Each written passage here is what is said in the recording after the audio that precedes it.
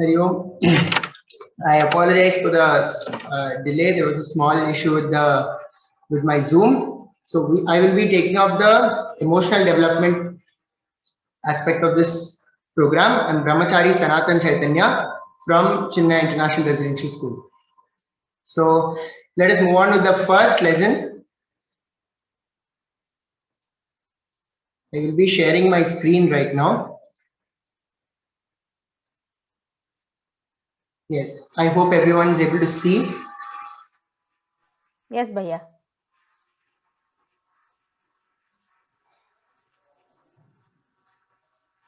Yes. Is my screen completely visible? Yes, absolutely. Yes. So for our first lesson, we will be taking up a lesson from grade 3. The lesson is about Dr. APJ Abdul Kalam, the missile man of India, a larger than life personality. And when you go to your class and just like when they open this lesson, the children will know something about him. We all know that he was a president of India and many other things they would already know about him, right? So now, what aspect of his life are we going to cover, and what are we going to learn from him? So the theme for this is handling emotions. Handling emotions. So when we look at Dr. APJ Abdul Kalam ji, we always look at him as a larger than life character who we admire and who we are very inspired by.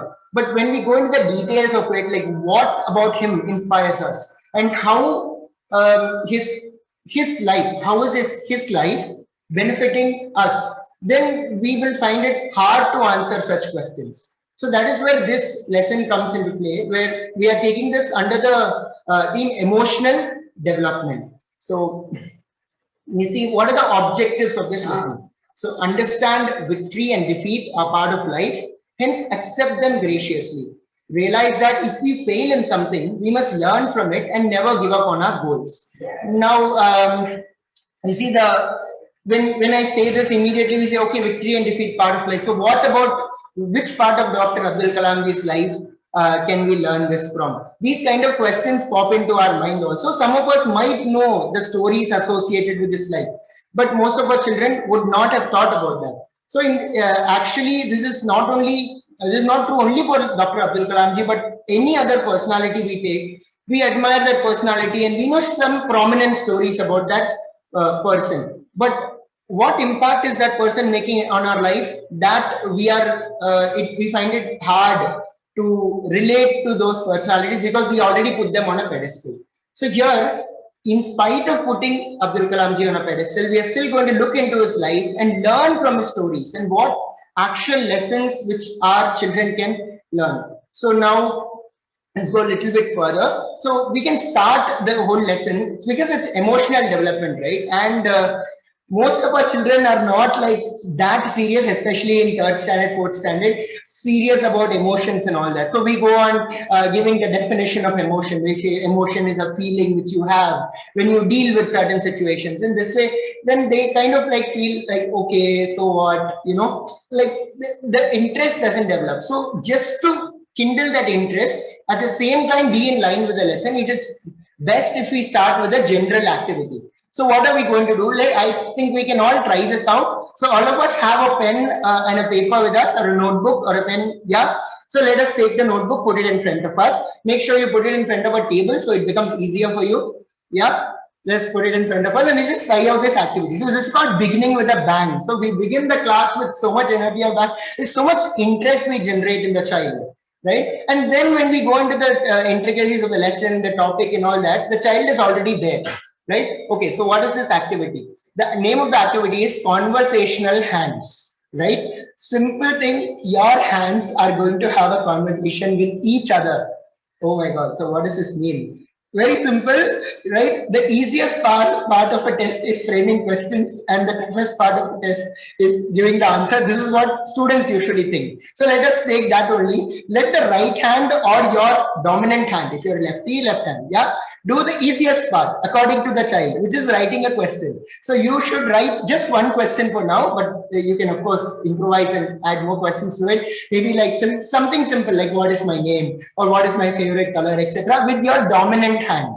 With your dominant hand. Yeah, in the paper, with your dominant hand, you should write one question. right? It can be any question.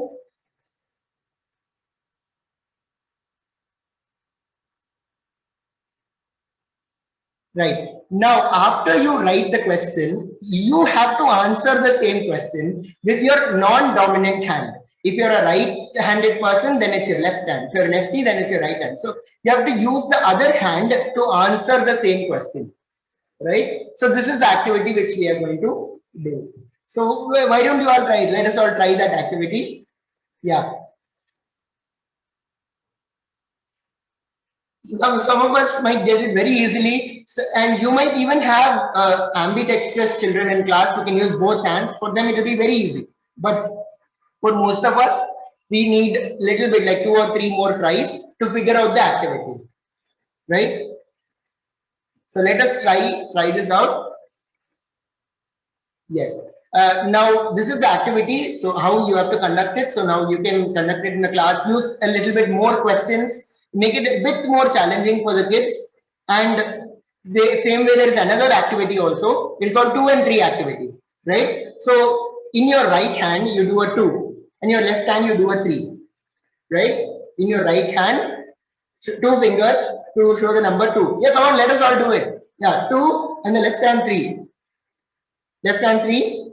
Yeah, very nice. Now the left hand should be 2 and the right hand 3. Right? Same, just simple change. Okay. Then again same. Again. Now you have to do it a bit more faster. That's all. Okay. You will find that this requires a bit of concentration, but once you practice it, you can get it very easily. For me, it took me like around like a few hours to get it properly. So I started practiced it.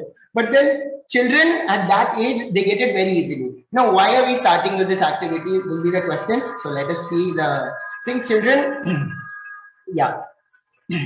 Children will get the hang of this once they practice the activity. This will start by providing an understanding that failure to accomplish a task, reach a goal is not the end. So this is something which is very, very prominent in today's age when we don't do something like it's happening and then, suddenly we're not able to do it. I just leave it. And this we might see in our own classes when we do such simple activities. We might see that, hey, I'm not getting it, man. Just leave it. They'll just drop it and start doing something else, right? It is to just focus on that and change that attitude. Then again, every experience adds value to the person in spite of success or failure. Hence, never give up on your goals. So these are the two things which we are teaching them when we start the class with this activity. Now, relating this whole thing to the lesson, because this was an introduction. So what is our lesson? So our lesson is talking about 3 things. Just 1 second. I will. Yeah.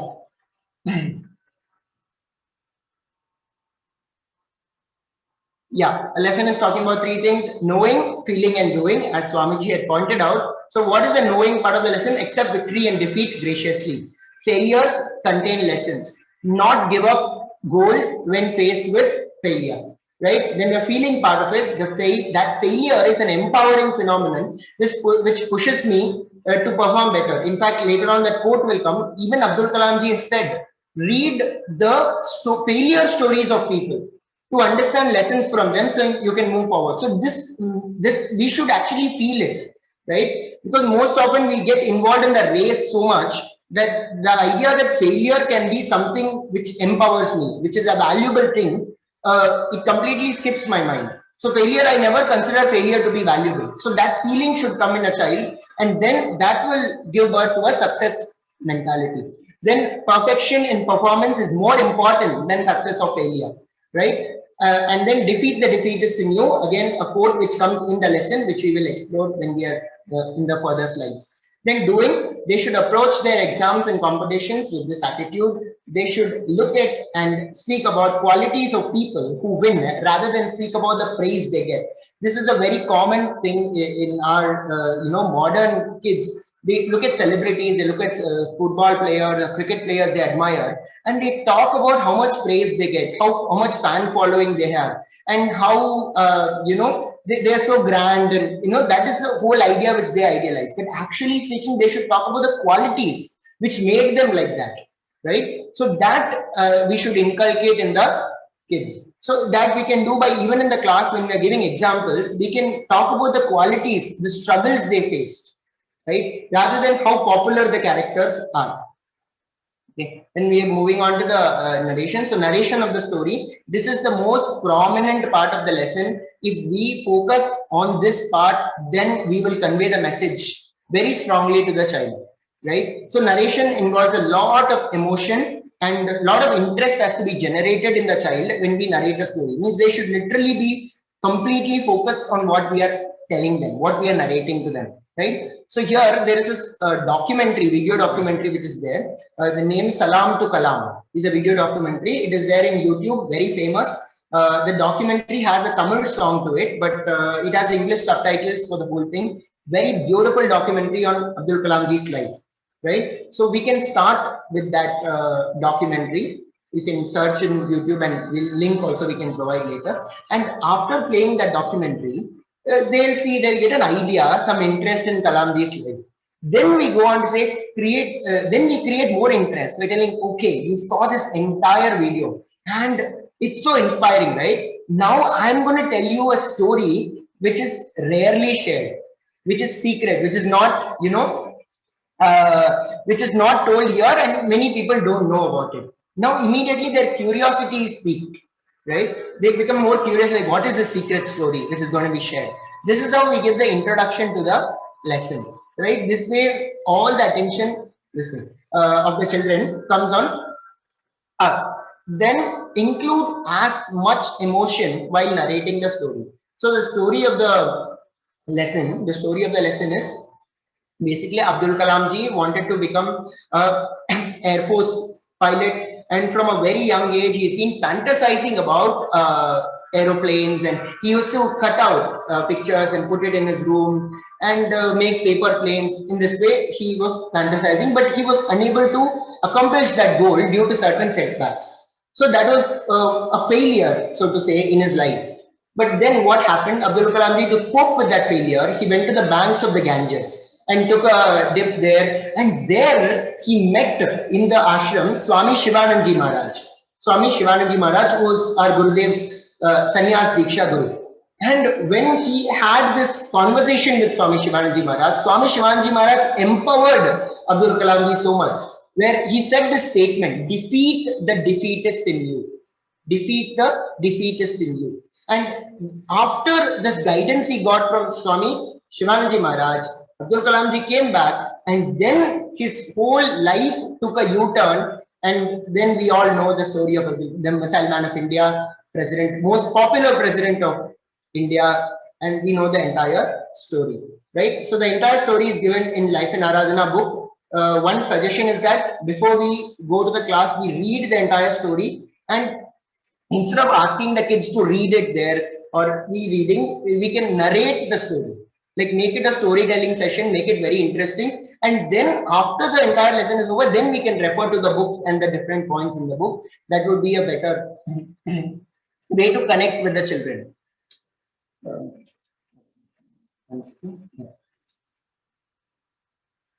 Yeah. So now important points from the story. He aspired from a very young age towards a very high goal. So if we see that documentary of Abdul Kalam ji and his whole life, he used to, be in very humble origins, not financially very this thing. He lived in, not a poor, financially not very great atmosphere, but still he used to aspire to be, to drive aeroplanes, to become a pilot, to join the Indian Air Force. So very high goals, even though his situation was not so same. So this teaches our children to aspire for high goals in spite of seeing, not given to the thought that it is impossible, we will not be able to do it, right? So is one thing. Then some more anecdotes from Dr. Kalam's life should be shared. So that is what I mentioned, that he distributed newspapers when he was young, and he has to travel a long distance to attend school. attend school, and there used to be rain in between, and he used to hide under the trees, and early morning he used to get up and used to take these newspapers and run from house to house throwing the newspapers, and then going to school and coming back. Sometimes he might not get food to eat, and in spite of all these struggles, he still held on to that goal. There are instances where he will read the newspaper, and when there's an aeroplane image, he will cut that image and he will protect it very safely and come back to his house, and he'll create a vision board in his this thing. In his vision board, he'll put that aeroplane ka image.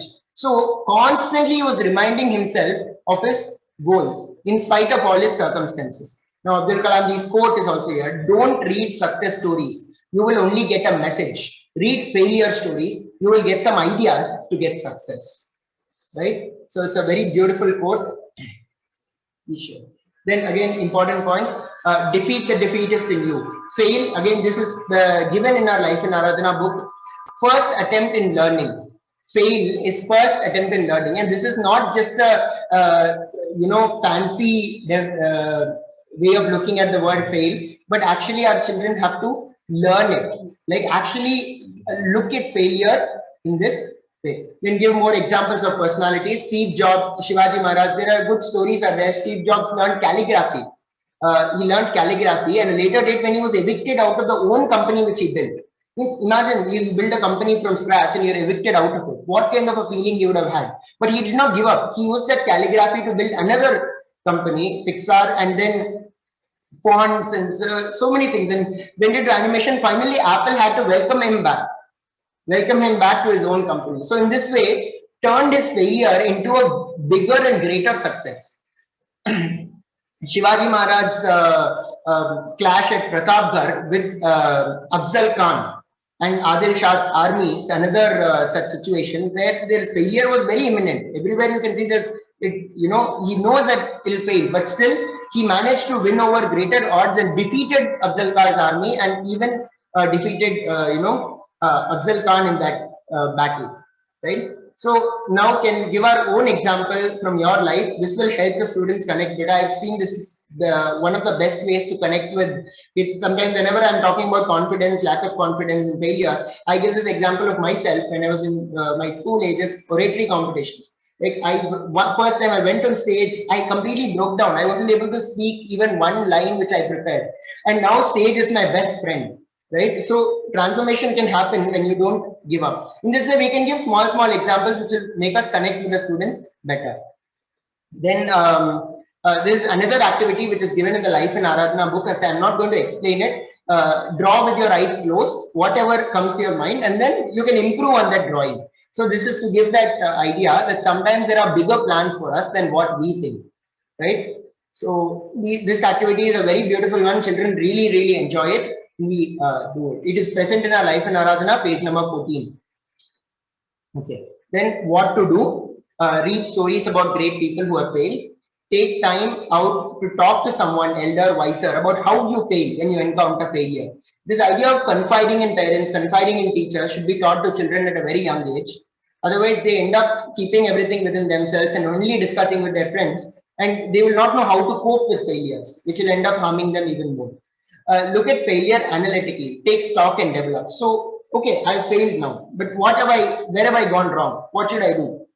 In this way, take stock about situations and then make it systematically, make it a plan and then work on it, right? Let it not be a thing which drowns, your positive emotions, and like, stop dwelling on it. Obsessing will intensify the outcome. When the more we think of the fact that I have failed, it will become even more stronger, and it is a very disempowering feeling which we get. But when we stop dwelling on it, then we start looking at what should I do now. So solution based approach rather than a problem based approach. Then the attitude of do your best, leave the rest, right? That is the best attitude to have faith in a supreme power, in God. And so when I fail, okay, it's come to me for me to learn a lesson. So now I should perfect my outcome and then move forward. This is also a very good habit to develop for our children. So Gurudev's quote: be prepared to meet any trouble and match March smoothly to your goal. Why hesitate when He is with you at your elbow, ever to help you? Right? So this is the same thing. It amplifies the statement: do your best and leave the rest. So when He is with you at your elbow, why should you worry? Right? So this. I think now we'll just look at the assessments, examinations, and other competitions. Teachers need to connect with children and other subject teachers to get individual feedback on how kids handle failure. Communicate with parents. So most of the time when we say that, okay, failure and success are just aspects of your life, and we teach this in value education class. They go home and they get less marks, and parents say, what, you're not getting marks? And you see that kind of miscommunication is there. Means there is something coming from the parents side, something coming from us, something coming from someone else. This will confuse the child a lot. So when we teach such lessons, we should take initiative to connect with others also, and make sure that all of us speak the same language regarding losing, success, failure, etc. So with that, we'll conclude this lesson. Let's move on to the next lesson.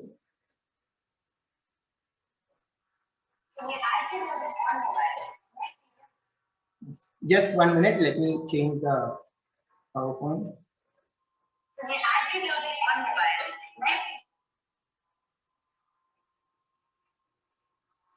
Yes.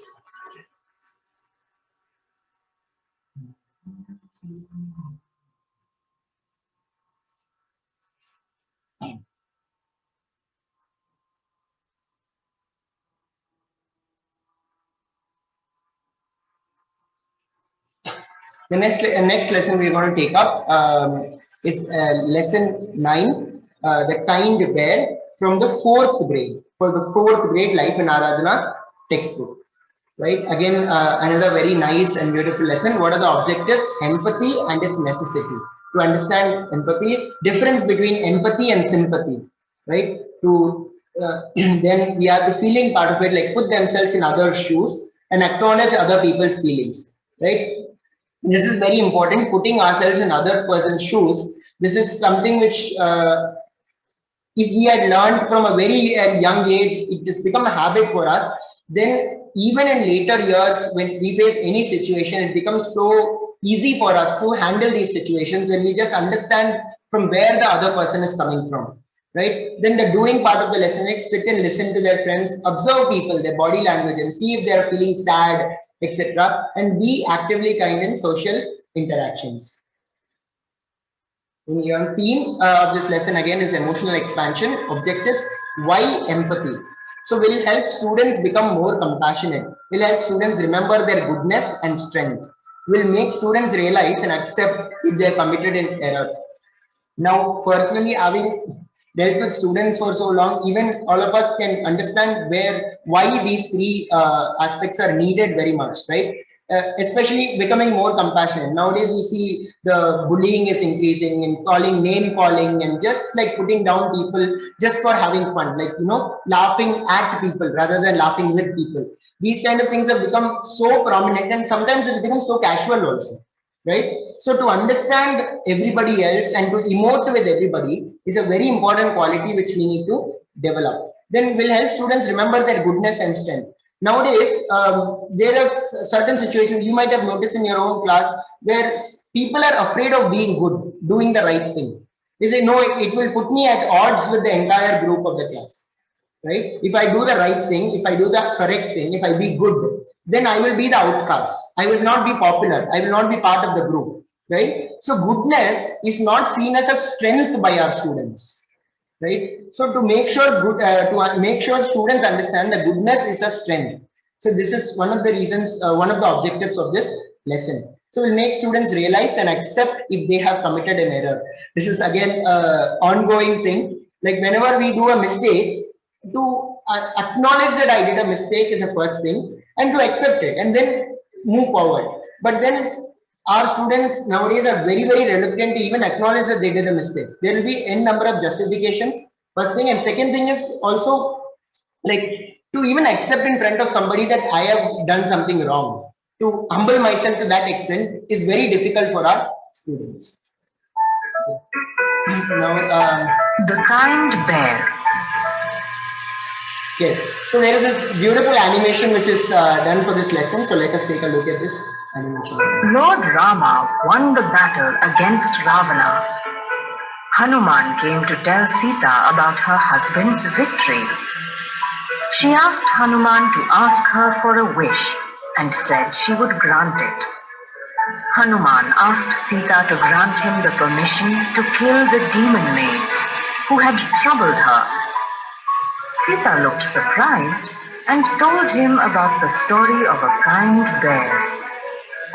Once a hunter was chasing a lion in a forest. He tripped over a bush and fell down. Seeing the hunter lose his bow and arrows, the lion turned around and started chasing him. The hunter ran to save his life.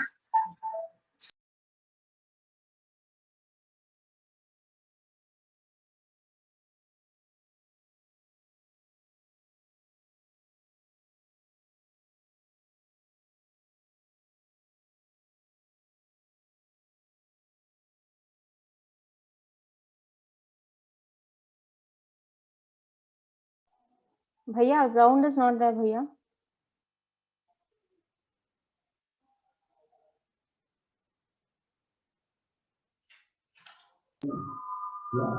Man has asked for his shelter. Taking it now. He won't betray him.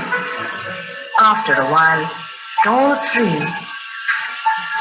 Soon he found a tall tree and began climbing. As he was climbing up, he saw a bear sitting on top of the tree. He requested the bear to give him shelter. The bear agreed. Soon the hunter fell asleep and the lion reached there. It asked the bear to push the man down. The bear refused and said that the man has asked for his shelter. He won't betray him. After a while, the bear fell asleep and the hunter woke up. The lion told the hunter that if he pushed down the bear, he would spare him. The ungrateful hunter simply pushed the sleeping bear down without thinking of its timely help. The bear suddenly woke up and managed to hold on to the branches without falling down. Now, the lion complained to the bear about the selfish hunter and asked to push the hunter down. The bear still refused and told the lion that it is their higher nature to be kind and considerate to all. If someone is in trouble, it becomes their duty to support and serve them. The lion understood the message and walked away without hurting the hunter. The man realized his mistake and apologized. The bear turned towards the man and said that he understood his insecurity. Because the bear was stronger than him, he protected him. Sita concluded that they must remember their strength and goodness and let the demon maids go. After hearing the story and the message, Hanuman left without hurting the demon maids.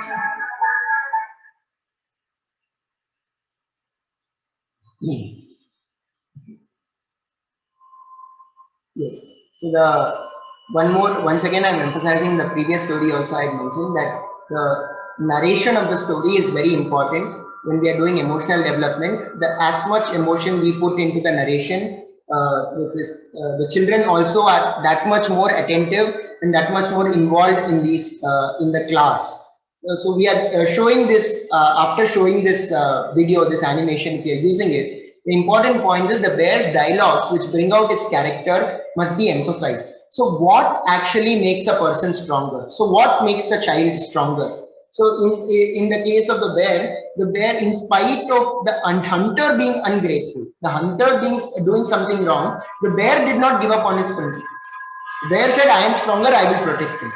So these thoughts should be emphasized more after we watch the video. Then real life examples can be shared about people who have expressed compassion in spite of others being ungrateful including your own example if it fits the context. So there is one very nice story, the saint and the scorpion. They say that the saint is so compassionate. He was walking by the river and there is a whirlpool where a scorpion was stuck in the whirlpool. The saint went near the whirlpool and wanted to just save the scorpion. So he just took the scorpion in his hand. But out of fear, the scorpion stung the saint many times.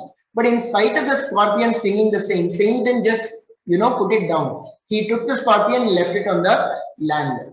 Right? So that shows the compassion of the saint. And what made him stronger is greater vision that he wanted to save that scorpion. Right? That was more important to him than his own pain.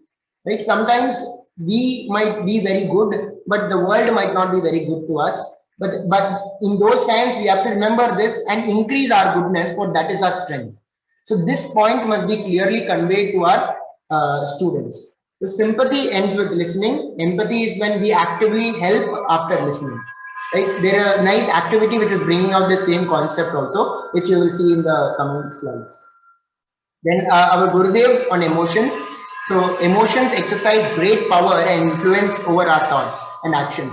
Negative emotions cause agitation, unrest, conflict, struggle, and frustration, resulting in unhappiness. Positive emotions, on the other hand, evoke feelings of calm, peace, happiness, and harmony. They make us feel elevated. So divinized emotions are good for you. So in the case of a person who is not reciprocating, who's being ungrateful, like the hunter to the bear, right? So the bear was filled with positive emotions. But when the hunter pushed the bear down, the bear was hanging by a thread. When that positive turns into negative emotion, the bear is also losing out, right? So that idea we should have, we should give to our children, that positive emotions are a strength, and don't allow someone else to change those emotions within you, because you are in control of that. And finally, the idea that this is also a quote by our Gurudev, divinized emotions are good for you. So again, the same aspect of connecting with something higher, connecting with God, connecting with the Guru. So these ideas will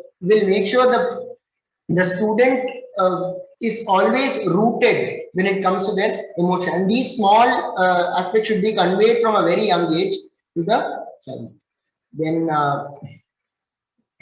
the activity for the difference between sympathy and empathy. So this very beautiful activity which is given in our Life and Aradhana book. So what we need to do is 4 groups should be made, right? And each group of kids, equal number of students in each group. So one is feel, second is think, third is say and do.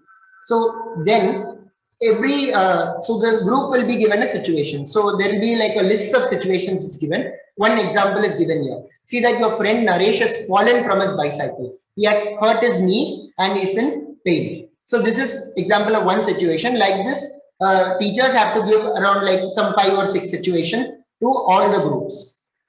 The field group will come up with statements. So what should they say? So the field group will say for this event, how they feel about this situation. So, oh, I feel panic. I fell down all of a, she fell down all of a sudden. And I feel bad seeing him cry. So the field group is talking about their feeling, like how they are feeling about the situation. That is all, right? And the think group will say what they think about the situation. For the case of I think he rode his bicycle too fast.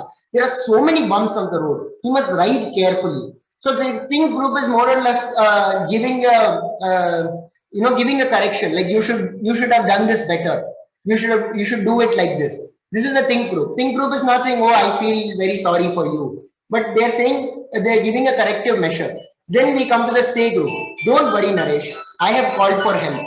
They will come here soon. Is it paining a lot? So they just ask the person, right? They just ask that boy, who is it paining a lot? How are you? You know, like that. But again, they're not doing anything, right? So they are not giving any instructions saying you should have done this better, you should have taken the cycle and this thing, you should have rode it properly. Like they're not giving any instruction. They're not telling, oh, I feel so sad for you and all that. They're just telling, is it paining a lot? Is it okay?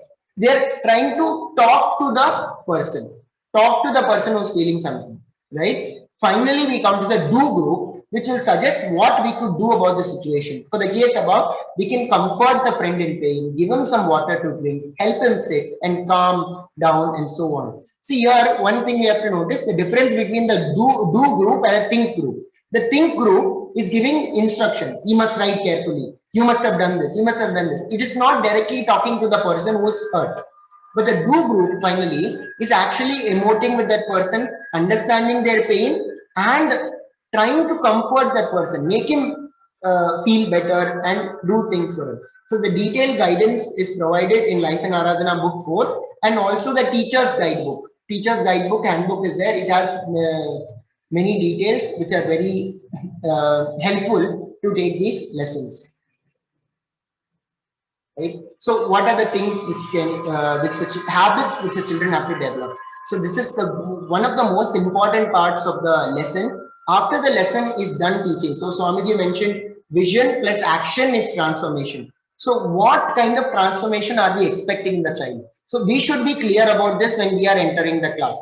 So don't ridicule your peers when they make an error. So when somebody makes a mistake or anything, immediately we have this, oh man, look at him, he's making this, laugh at people. These kind of things, we might find it very silly when they are small. But we know that the subconscious mind has such a deep impact on ourselves that when they grow up older, these very thoughts manifest into darker tendencies in the future. So something which we find very silly, all that also, we should subtly indicate and develop this habit in their children to not laugh at peers, but be encouraging when some mistake is done. Then talking to people with politeness in a nice manner.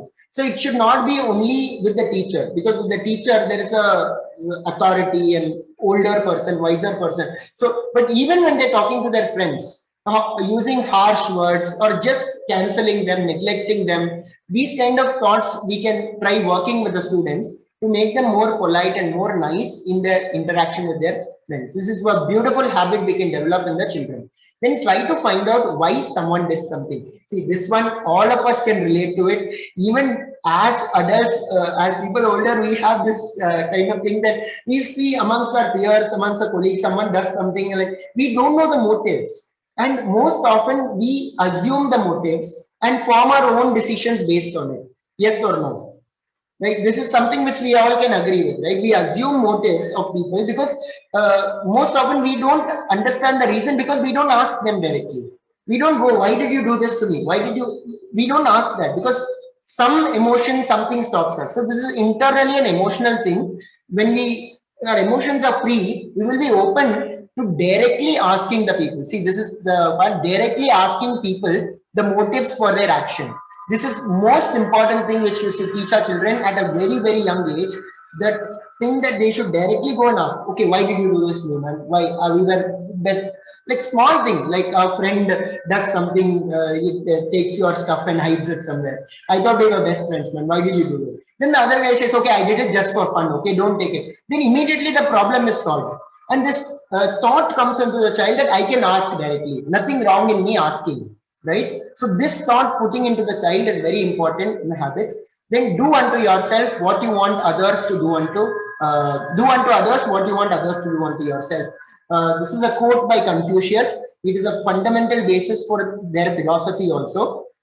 In our life, our kids also, all of us expect things from other people. But at the same time, when giving the same kind of actions to others, we have some reluctancy. If we feel reluctant to give the same actions to other people, what we expect from them, right? So this is a beautiful habit which we can develop. We can simply ask children, you want everyone to smile at you in class, you want your friends to be nice to you, then why are you not being nice? So from tomorrow onwards, you take it as a smile day. For the whole day, you will smile and be nice to everybody. These kind of small tasks can be given to the children to develop this quality, right? Okay, so I'm moving further. Finally, this lesson is end. Now I'm going to stop the share, and I have 1 minute more. So let me just give a small brief about one more lesson, which is there. Another very important lesson is the birds and the eggs, right? So the whole lesson is about determination, right? The bird is very, very determined to get its eggs back, right? So what happens is that the bird's eggs are kept in a tree, and then due to some wind, the eggs go into the sea. Then the bird comes back and it's lost its egg. So immediately what it does, it goes and tries to drink the water from the sea and empty it on the other side. And then it makes a small cup with leaves and then remove the water and empty the ocean. And the bird is so focused on its goal of getting the eggs back that the enormity of the ocean it is not seeing. It is not saying, oh, the ocean is so huge, how can I do it? This thought never strikes the bird. Right? How can I do this? How can I do that? This question. So, but this is very common with our children. Whenever we give a task, ma'am, homework, so much is being given now. How can we finish it, ma'am? This is very, very common. It's normal language we use these words, right? So at a young age, changing their language, right? So what does a bird do? It does so much effort that looking at its determination, Garuda comes from heaven. Then Garuda comes there and looks at the ocean and says, you better retreat back. And Garuda flaps its wings, the ocean retreats back and the bird retrieves its egg. And following that story, the story of our own national hero, Abhinandan Vartaman is given in the same lesson, right? So the students connect to an ancient story, at the same time see those values in a current generation popular national hero, Abhinandan Vartaman, who got the Veer Chakra medal. We must be aware of this. So this makes the student understand that determination is not an alien quality. We can persevere, we can be determined in achieving our goals, right? And this can be taken in simple ways also, like when you are running in the field, the student is going for jogging. So I'm doing only 1 round every day. Now be determined, finish 2, you can do it. Now 3. So set goals for yourself and finish those goals. Right now, I am not. I didn't make a PPT, and I'm explaining because there are a lot of points given on Life in Aradhana book and the other the teacher's handbook regarding these lessons, and even the knowing, feeling, doing is clearly given in these lessons. So we will definitely benefit a lot. I am happy that I was given an opportunity to take this lesson. Any questions are there? Please again put it in the chat box, and I will be answering that regarding the emotional development these lessons. Thank you.